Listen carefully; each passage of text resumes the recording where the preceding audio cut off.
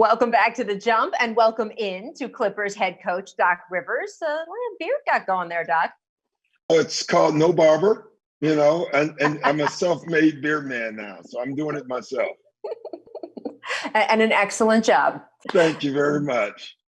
The Clippers practice facility is finally open. What is it like knowing that even though you can't be there and they're only single player workouts with assistant coaches rebounding in masks, at least it's some form of basketball happening in the NBA right now? It is, I think it does a couple things.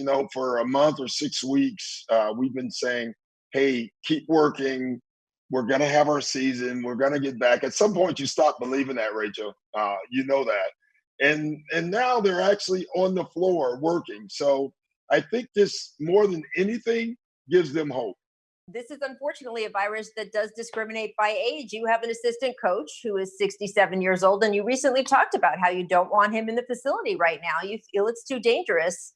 Doc, you're 58 years old. Would you think twice about personally participating if the NBA does resume this summer? I would not. I would not, because I think by the time we do that, we have probably gone through every scenario, and I feel like they would make us safe.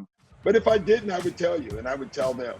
And I think it's okay, though, Rachel, for anyone who is uncomfortable, I hope they come forward and say that they're uncomfortable. I think that will be okay, and I think we can still have the league and have our games with a few people being uncomfortable.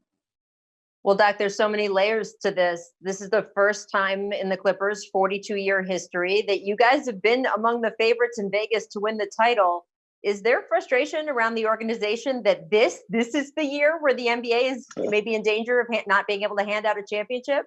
It's frustration. I don't know if frustration, and maybe anxiety may be the right word, because we do believe that we were really good and we have a great shot at it. And so, what I keep saying, it's delayed, it's not denied. We have this thing going around our team called win the wait.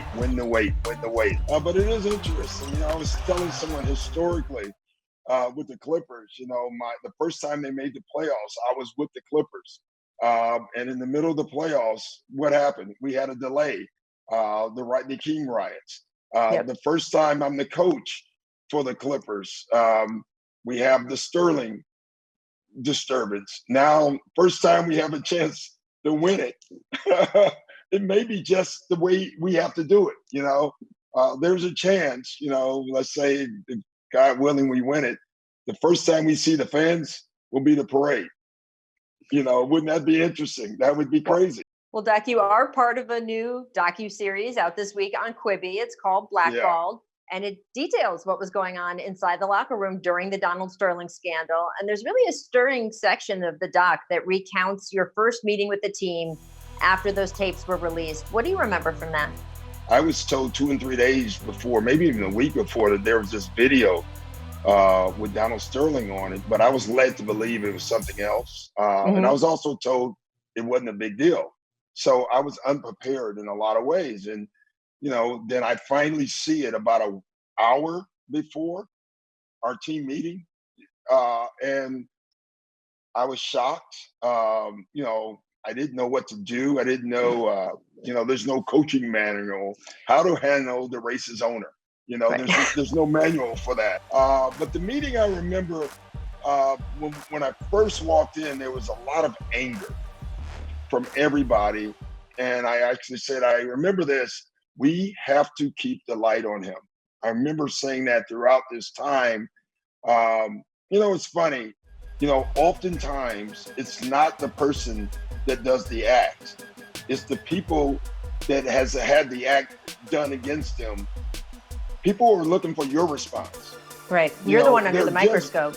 But they're judging you more than they should judge the guy who actually said it. I also do remember telling them that, listen, when I was a little kid, I had to go to win a world championship. And Donald Sterling was never in those dreams. I can tell you that. Not at all. And we should not allow him to come in them now. Don't allow him to have any impact on what we want to do. Such an interesting documentary. Everybody should go find and check it out. Before I let you go, I do have to ask you about the other documentary that's been in the news, The Last Dance. The series did just wrap on Sunday. And Doc, you actually met Michael Jordan when you were both named to the Playboy All-America team back in '83, which it's so cool to look at this picture. Patrick Ewing, Sam Perkins, Ralph Sampson in there too. And then fast forward 10 years later, you're traded to the Knicks, and there's some video of you, coach. You are going against Michael near the hoop, and the knee, coach, the knee comes up. Yeah, I don't know what that was. Oh, you know what that was. I do, but that's how we drove. I mean, you were picking, you watch Michael did the same thing. But I hit him pretty good on that one. Wasn't real proud of that, but listen, I will tell you that game, that series I've never gotten over anything. Really? Probably for me, that series I have never recovered from. I don't think about it much, but it was a hard series because I was convinced we were the better team.